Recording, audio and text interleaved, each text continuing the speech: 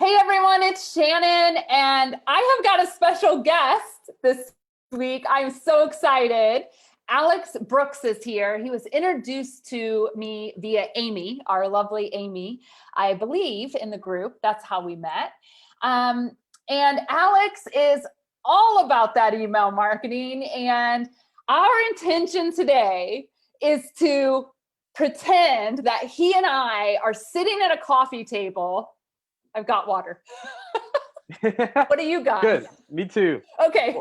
We're sitting at a water table and just like totally geeking out on how much we love email marketing. And we want you to eavesdrop.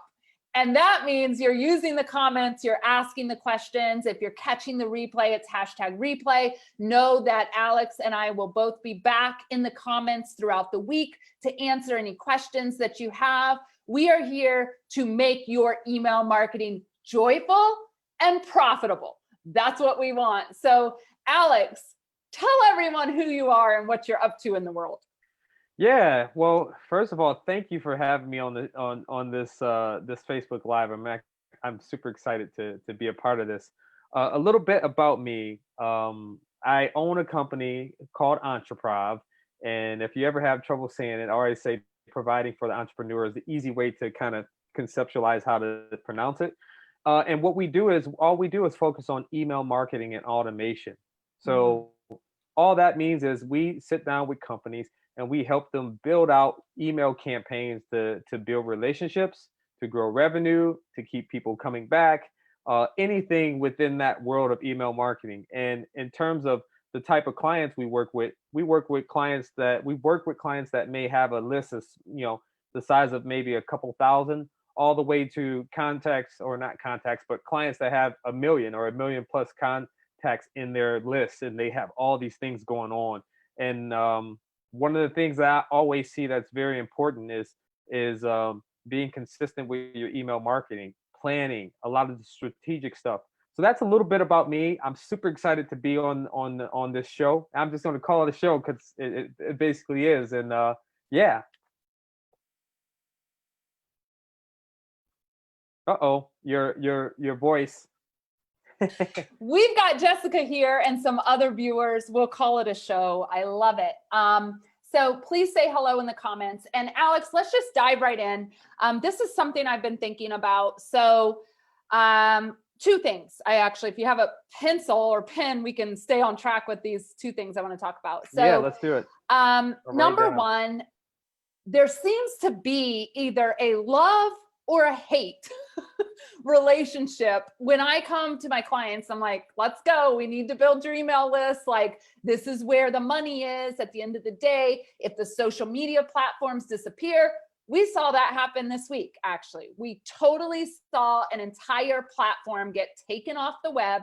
Okay, we're not here to discuss the politics of that, but it happened. And I have been a voice in this space for 7 years saying, you need to own your data. You need to have names and emails. If Facebook goes away, yes, I'm going to bawl my eyes out and cry, but then I'm going to pick myself back up and get back to my email list, right? And so Alex, in your opinion, why do you think there's such this polarizing thing between should I email market or should I not email market? And it's like this love-hate relationship. What is going on here? Well, part of the thing I think it is email marketing has been around for quite a long time, over 15 plus years. And it's not the cool new kid on the block like Twitch or Twitter or Instagram TikTok. or Facebook, or TikTok. Yeah, that's the new one. It's not the cool kid on the block like all these new platforms. And I feel like naturally as people, we gravitate to the new exciting thing that's coming around, and we're with hopes that it's going to have this miraculous amounts of results that we have never experienced before. And sometimes wait. Yeah. So I totally vibe with this. It's like Clubhouse is all the rage right now. And I am over there, but I said on my Facebook the other day, it's not a magic bullet, people. This is not a magic pill. You still got to show up. You got to have content. You got to engage. And so I really love what you're saying, and I'm vibing with it because we do love to jump to the next shiny thing. And so email marketing is like way, way back here. Right. No, exactly. And you know, it's funny. I was just talking. A friend was just talking to me a few hours ago about Clubhouse. But yeah, so I feel what I've noticed is a lot of people gravitate to the new. It's cool. It's attractive, and whether it works or not, you know, is up for discussion. There's some things that work very well, and there's some things that you know don't work as well.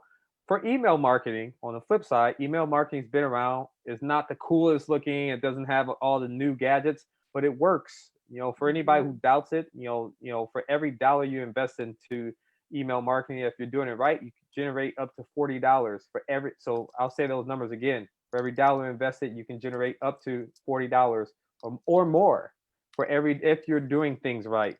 And that's just one of the many benefits of email marketing. And I think, you know, you have one side where people, you know, they kind of hate it because they're so obsessed with all the new stuff. But at the same time, it's just, you know, I like to compare it to like exercising. Email marketing, if you're consistent and you're planning things out and you come up with a regimen over time, you will get results. And again, you, like you say, you own your list. It's not like renting an apartment or renting a house where you have a landlord that makes the rules. You make the rules. As long as you abide within, you know, the spam laws, you're going to be fine. You know, Yeah. and I think that's part of the, you know, the people don't want to do the old, like they feel like it's been around so long, and they're like, I don't really want to. Does marketing really work? Am I worried about spamming people? And the thing is, you know, you build relationships with people who are interested in what you offer. And if somebody unsubscribes from your newsletter that was interested at one point or another, that's okay, because that's helping you keep your engagement high, and that's what you want. So. Amen, brother. On that note, I just thought of this, like this, I should totally talk about this. So I tasked to my virtual assistant, we call him Tech Wizard. His name's Lou. I tasked that he scrubs the email list. We do this once a year where we take off anyone who has not opened anything in 6 months. That's our standard that we go by. And he sent me a message today. I'm going to read it. And he said, I just want you to know, because I don't look at my email lists. I have a team that does that. But what I do is I email them every week. That's my job. Really great content that's engaging and builds relationships. So he sent me an email today and he said, okay, here's what we're going to do. You have 6,515 people on your email list. And when I'm done scrubbing this list and taking off people who have not engaged in the last 6 months, you are going to have around 2,500 left. And you know what? I thought, I am getting rid of some dead weight. Yeah. Yep. Because at the end of the day, it's about not how big the list is, how many followers you have, any of that in terms of metrics. It's how engaged are they with what you're doing?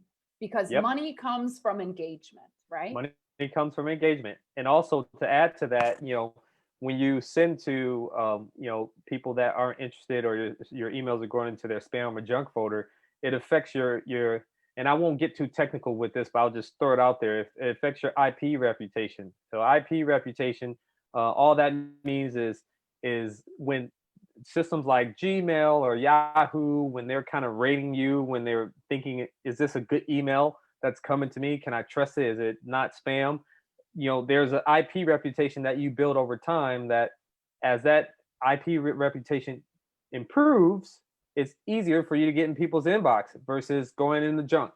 So but at the end of the day, higher engagement leads to more sales. And yeah, it definitely does. Beautiful. So let's talk for a minute, because I told everyone I was going to take them behind the scenes. I sent 4 emails over a 2-week period. So I sent it on a Tuesday, Thursday, and a Tuesday, Thursday. Those are generally my days. If I send 1 email, it goes on Tuesday. If I send 2 emails, I try and keep it Tuesday, Thursday. During the work week, people know. Side note, if I don't email people, they're in my inbox asking where the email is. That's awesome. That's a good sign, right? Like, is everything okay? I didn't get an email. And I'm like, yeah, it was a busy week, right? It doesn't happen often. So we sent 4 emails. They were very direct. The subject line said opportunity. And then it said, do you want more clients? Do you need more clients? Those were the first 2 subject lines. The next 2 was how to get more clients and new year, new clients. And it was for our program, case study program that we run about once a quarter that help people hone in on their messaging, find the people who want to work with them, and sign clients. Now, I want to say to everyone, we ran the same exact message in the Facebook group. Exact same, but not everyone saw it. They were out on holiday. They were eating turkey. I don't know what they were doing. They were opening presents. The point was we made $10,500 off of 4 emails. Now that's a bigger return than $1 for 40. I can tell you that right now. Yeah, absolutely. So, yeah. So Alex, why do you think that worked for us? And I'm not anything special. You would say this to anyone who has a list and is working their list. Why do you think it worked? The email landed and people bought the program. I think there's a lot of factors that come into play. For one is the consistency over time. That in the relationship that you've built with these people, you've built trust, so they trust you and they know that you're not always just trying to push a product. You're giving value, so you're giving things of value to people that they can take and say, oh yeah, I can use that and I can use that. So adding value to your audience, being consistent and showing up are really, and then finding ways to personalize that information based on the things that they're struggling with, your audience needs, and what will help them. Being able to bridge the gap on those things are really good breeding grounds for just generating revenue. And when you do that, I see it happen all the time because we work with all different types of clients. Revenue starts to show up. It's just because you're doing things right. You're building relationships. And the funny thing about those 4 emails, it's not just the 4 emails that did that. It's the period over time that has built up to it. So a lot of the people that's listening right now, you could get to that point as well. It's all about showing up, being consistent, and building relationships with your audience and sharing stuff with them that they really are interested in, they care about, and they know they need help with. So those are some of the pieces or ingredients that could make 4 emails turn into $10,000. Yeah. So let me run an idea by you. This is totally organic. We don't have a script.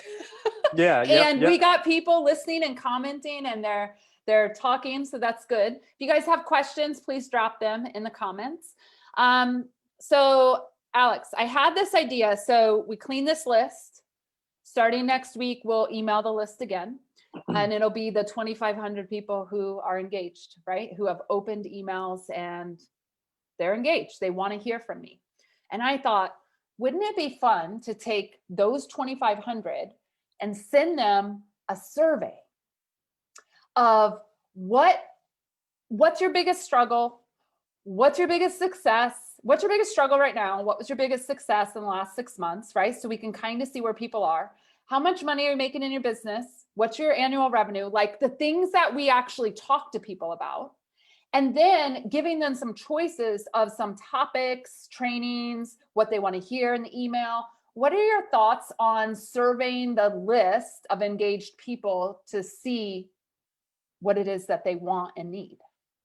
I think it's a great idea, and I think the thing that you'll have to play around with is testing the amount of questions that you want to put in there to just see if you can find a good balance and get a decent number of people engaged. But I think it's a great idea, and it's something that you should always be doing with your list. And ideally, depending on what tool you're using, your tool also should be collecting some data for you as well, so you can see what pages, is there certain products that your users visit on your website over and over, collecting information on that. I think a part of building great relationships is constantly learning. If we broke this down to an individual one-on-one level, like me and you, part of building a relationship is learning specific things about what you like and what you dislike, maybe things that you're concerned about, or you're learning about all these things. So whenever you engage with your audience, it's a great opportunity to share value with them, but also learn a little bit more about them. So I think Mhm. a survey is a great way to catapult that forward, on top of whatever system that you're using, making sure that is allowing you to pull in data as well. So you can, if you're going to do once a quarter or once every month, use that information to figure out, okay, based on this information I've learned, how can I deliver to them better? What should I be focusing on? So I think it's a great idea. Awesome. So we have a team retreat next week. I'm flying my team out to San Antonio. And one of the Wow. things we're going to talk about is um, how do we use data better, essentially? Like, and listen, if you guys are watching and you're like, whoa, this is way over my head, it's not. Your data is you develop a new freebie or opt-in, which we talk about a lot, something that people give you their name and their email as an exchange, and then you go test it. That is Yep. data, right? That is data. And it's really important. We're rolling out a brand new quiz called the Client Attraction Factor that'll come out next week. My list, my newly engaged list, are the people who are going to get that, right? Like I waited to clean the list. But the point here is that everything you do has some sort of data, and you don't have to go way in the weeds and get overwhelmed by it. But building your email list and developing relationships with people on your list is all about listening. It's the same as when we talk about joyful marketing and selling. It's like Alex just said, he said, if I want to get to know you better, I'm going to ask, what do you like? What don't you like? What are your struggles? How can I support you this year? And those are qualities, if I could be so bold to say, nobody that I'm on their list has sent me a survey in the last year. Not one person has asked me what I would like to hear more from them. And so I think just this survey and this idea of asking and being engaged has the potential to really highlight that we do things differently around here. Right? Absolutely. Yeah. So Alex, one of the other things that I see a lot around, I'm wondering if it's just my community or you can talk about some of your clients. There seems to be this almost embarrassment or shame that their list isn't big. I hear this a lot. And I just want to say, we just talked about the bigness doesn't matter. It's the engagement, Yep. actually.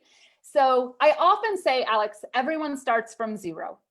Many times we start zero people taking my new quiz, zero people on my email list, zero people in a Facebook group, zero followers on a new app and Clubhouse. So what's the one tangible tip you can give people to let go of this idea that they don't have a list yet and it's too late, or my list is small? Like what kind of encouragement can you give them? Because I hear it a lot. Yeah, that's a really good question. A lot of stuff, and I learned, a lot of stuff in life. It really is just about it's about starting. And I work with, like I said before, I work with companies that have a list of 5,000, and then I have some clients that have 500,000. But the difference between those two is the company with 500,000, it just may have got started earlier, but they got started. And they got to that Mhm. point because they not only started, but they were very consistent with building and building and building relationships, and going through that iteration of cleaning the list out and finding new people. But it doesn't matter where you start. It's all about quality, and over time you're going to grow if you just keep showing up and being consistent. Eventually you're going to get more people, but you will never know what you can pull off unless you start and you be consistent. So I challenge everybody that's listening. At the beginning of the year, we as people, we love to symbolize things with, connect things to symbols. So it's a new year, fresh start. So I challenge you guys, wherever you're at with your email list, start just mapping out or getting committed to how many times you want to email your list a month, and Mhm. stick to it this whole year. Stick to it this whole year. And you don't have to overcomplicate it. Even if you just focus on the newsletter, stick to that for this whole year, and you'll be surprised what you'll see, and you'll be surprised at what you learn. But that should be your focus. You shouldn't never worry about how big or small your list is, because that worry does not translate into anything. It doesn't No. translate into revenue for you. It only translates into stress And uh, anxiety. and anxiety, right? And we have enough of that from last year. So I Yeah. challenge you guys, don't worry about how big or small your list is. What you should be concerning yourself with is starting and just coming up with a simple plan and show up, be consistent from now to the end of this year, and then see what results you get a chance to walk away with. I love it. So if you guys are like really inspired by what you're hearing, I put the link for Amy above the video. You can certainly ask any questions here, but she's ready to have a strategy session with anyone who really wants to grow your business this year. And we are going to help you with email marketing, because it should be a foundational piece. Just for the sheer fact that you own the data. And if Facebook, TikTok, anything disappears, your business is not going to go belly up. We're going to help you navigate that. So, Alex, that was a great tip. Another thing I want to ask you, because I hear this a lot, is it's a fear of, oh, I'm going to bother people. I don't want to be in their inbox. I'm going to bother them. And I hear this a lot, and it's a lot from women. All right. So what do you have to say about the people having the power, whether or not you're in their inbox or not? Are you there, Alex? Ah, there you are. Yep, I am. Okay, Cool. good. My signal was, can you hear me? Yep, sure can. What I have to say to that, and make sure you can hear me. Okay, cool.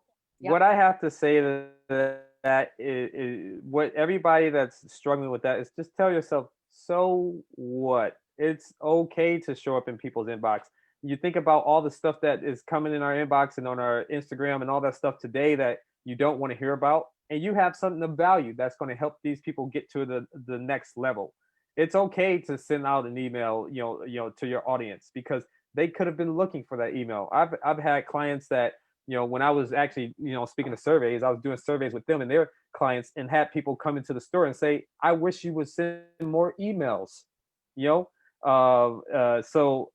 you don't worry about, bothering people. You're offering something of value, something that you share could make a difference, or it could make a happy experience, or it could be the product that they were looking for. So, when you focus on those type of things, you focus on worrying about the inbox, you're just shooting yourself in the foot.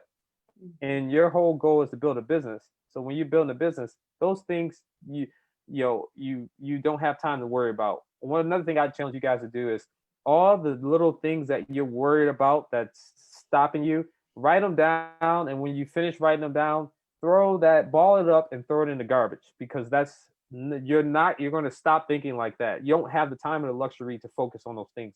Your focus should be, how should I build relationships? How should I take things to the next level? How should I push people forward in the process?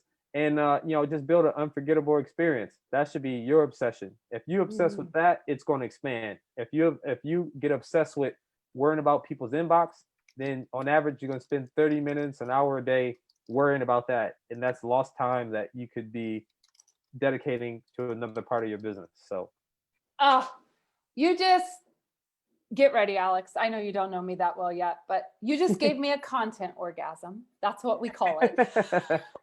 So thank you. And it's this idea of building an unforgettable experience. I mean, if I didn't email my list for 2 weeks, they'd be over in HQ asking, is Shannon alive? Like, where is she? What's happening? But it's because we've blended story. We've blended my artwork. We've blended joyful marketing. We've blended a whole bunch of things into that email strategy that makes it personal, and people want to open it and they want to read. Well, 2,500 people, not all of them, clearly, right? And they are engaged in what we're doing. And I think it's so key. Alex, another question I get, these are just coming to me as I'm in no the worries. flow. Yeah, and then Jessica had a question that I want to come back to. Another question I get is, Oh my God. It's shame. I haven't emailed my list in so long, and I'm so scared to email them. And what do I do now? Like, I'm gonna feel like a real asshole showing up after months or years of not talking to them. There is hope. So will you please give the people hope? Yeah, that, it's funny. That's the most common thing I hear from, not the bigger clients, because obviously they have they have to be very consistent with that, because of revenue and stuff. But with a lot of smaller clients, I hear that a lot, that I haven't emailed my list in 6 months. I haven't emailed. And here's the thing, all you can do is you got to start. And the best way to start, if you haven't emailed your list in a while, is do a simple welcome series. Tell them what you've been up to. Think about like an old friend. You haven't talked to them in a while. You tell them what you've been up to. Tell them what you've been up to, and tie your story of the value of your product, whatever you offer, into that, and rekindle that relationship. And what you do is you just test it out. And whoever wants to unsubscribe from that, you can say thank you. They just did the cleaning for you, and then you Yes. move forward. So that's the easiest way. When you haven't emailed your list in a while, consider them almost a new contact, and take them through a welcome series, but reintroduce yourself. And that's Yeah. pretty much it. That's one of the easiest ways that you could rekindle that relationship. And the thing about that is you don't have to overthink it. You just, Hmm. rebuild that relationship, tell them what you've been up to, tie a little bit of your product back into what you do, and keep things moving. Then go back into your normal cadence of your weekly or monthly, whatever your frequency is, and keep it moving. Yeah, I love that. And we call it a re-engagement or a reintroduction, just a small little campaign. And I always tell my clients, don't apologize. Just say what's been going on. Assume, like, if you didn't see a friend for a long time, you most likely wouldn't say, I am so sorry we haven't met. I know it's been blah, blah, blah. And I've been, no, like, no. The energy is, I'm so glad to be back. I'd love to fill you all on what's going on. If this serves you, please stick around. If not, no harm, no foul. You can unsubscribe. I often say that a lot, and I say it in this group too. If you don't like what's going on here, you can leave. Like, you have choice. I give people that empowered choice. Yep. So we have two questions around lists. Jessica has asked both of them, so thank you, Jessica. One I wasn't sure is a question. The feed went away, but I have it here in my brain. She was talking about buying lists. Yeah. And I have never bought a list. It does not feel good to me. I can't imagine. First of all, it's out of integrity for me to like buy a list and then market to it. That's just not how I want to run things. But do you have any best practices around buying a list? I mean, we're talking about coaches and consultants here. We're not talking about like huge corporations and Like Quicken products. Loans So or something like that. Yeah. yeah. So especially for what if she's a coach, and I'll take a step back. With buying lists, here's what you can expect. You're going to expect that these groups, this contacts, have been emailed by dozens of other people. There's a good chance that some of them are not going to be valid emails anymore. And then from there, you may get a small piece of some valid emails that may or may not be interested in what you're doing. But if you go down that path, you're going to have to invest a lot and buy a big list to actually get any results. And I think it's almost better, to just go the organic way, because then you can build organic relationships with those people. Unless if you're spending thousands and thousands of dollars on a list, then you're going to get results from that, but you at what cost, right? And this goes back to the deliverability, your deliverability reputation. It's going to definitely affect that, because you're getting contacts that you don't know what has happened prior to that, and that opens you up to spam and being flagged as spam. So there's a ton of issues that come with buying lists. I'd recommend, if you can, is focus on figuring out where your people hang out at, and start building relationships there like crazy, and just focus on building relationships, and allow, it doesn't happen overnight, and it takes time. But if you're patient with that, and you get good at that, you master that, then that will be a viable channel versus buying leads So yeah, there's a ton of risk with buying leads. I personally would recommend it, especially if for like coaching or most industries. There are some bigger companies that do it, that are in specific industries where it may make sense. But for the most times, I tell people no, you're better off finding another way to get contacts, do contacts. Yeah, I love it. And then another question that Jessica asked, and this was around, I really want to just talk about this a little bit, is this idea of when I talk about my list, I'm talking about all the people who said, yes, I want to hear from you. Okay, so let's just call it 2,500 since we've cleaned our list. All right. Now, within that list, we're able to tag or segment people. So everyone who's ever purchased a Joy Money retreat, within that big list, we can make a little list of all Right. those people. They've been tagged.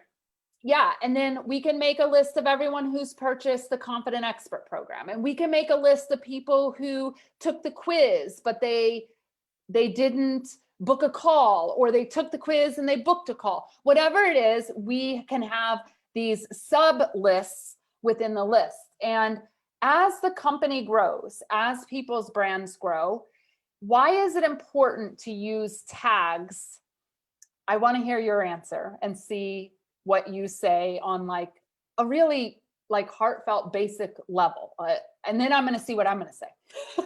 Yeah, well, I've seen how this plays out in many ways. Like when you're small in terms of the amount of contacts you have, and so when you're small and you don't have a ton of contacts and you don't have a lot of different scenarios happening, it's an issue, but it's not as big of an issue. So let's go to the opposite side of that. As you grow, I'll give you an example. A company I work with, they have almost 2 million contacts, and when we started working with them, we could barely find any of the contacts based on any of the past actions, because the person that was working on the account before, they didn't do a good job of trying to track and tag things based on certain actions, whether a person buys this product or if a person fills out this quiz. And it became a really big issue.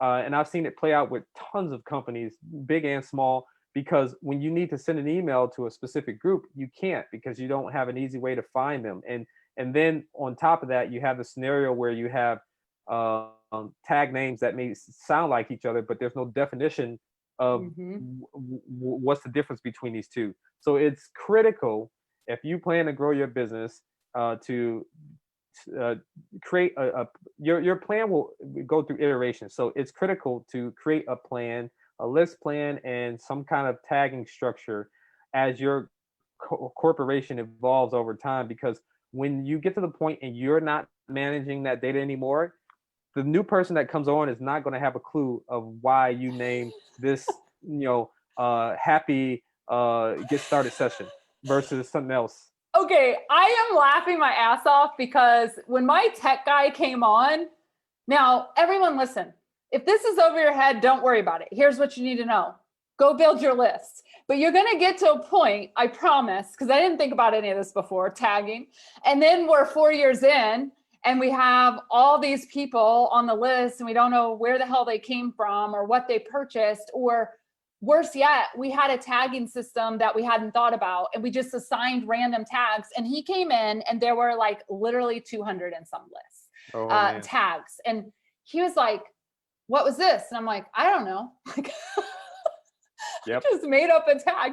And so we had to like start with no tags again, re-engage people, get people back on, if you bought this program, we're going to tag you this always. If you came to this webinar, this is what the tag is.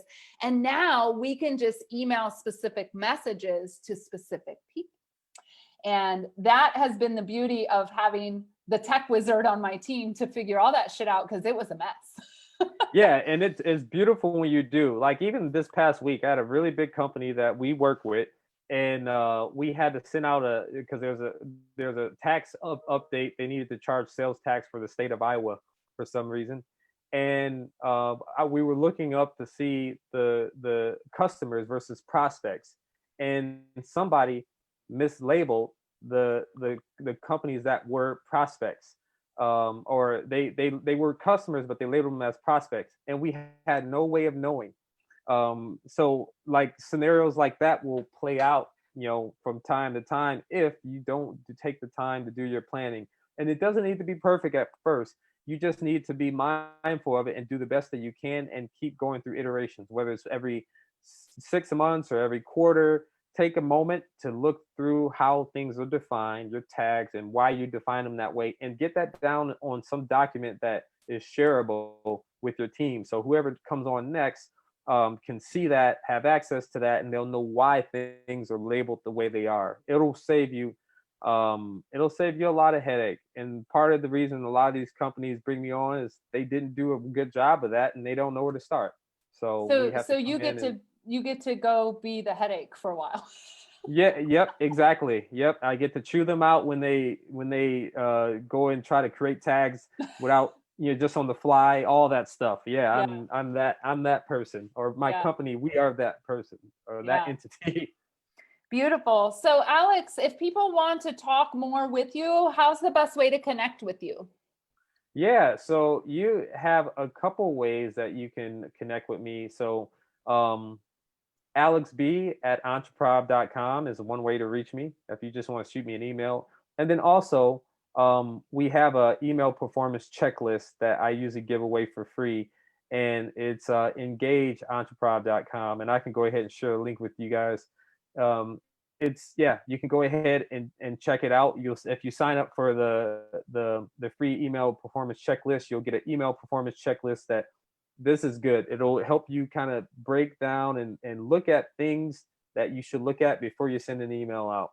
Oh, nice. And Yeah. make sure that your email, it'll help you look at some of the performance indicators that you should be thinking about when you're sending email. So I like to have checklists because it helps reduce error and a lot of other things. Yeah. Beautiful. So let's wrap up this way. And first of all, thank you. Thank you so much for joining me today and geeking out on email. Yeah, no, um, pleasure. yeah. So let's do this. Let's each take a deep breath and let's think about the one takeaway from each of us based on our conversation that we want to share with our listeners today. You want to go first or you want me to go first? I'll let you go first. Okay. So I want to just tell everyone that I loved what Alex said, to just start wherever you are. And how I help my clients build these beautiful emails and heartfelt emails is to place your hands right here on your heart and to say, what do my people need to hear now? And we listen from that place. And that's where we start our messaging in email campaigns or weekly newsletters. And it's a beautiful place of not like sales and not, oh my God, I got to write something, but what do they need to hear right now? It's a beautiful way to connect with people. I think I'll just add to that. I think the other piece, what I would tell people is, adding to what you're doing, once you finish that, just think about how often you want to commit to emailing your list each month and stick to it. If you say 4, so if you say 5 or 6, think about it twice before you decide. You have to pick something that you're going to commit to. So whatever number you commit to, pick that number and stick to it and do it for at least a year. And that'll give you time to see some data. So consistency really is a big deal. I love it. Thank you, Alex. Thanks for being here today. Yeah, thank you.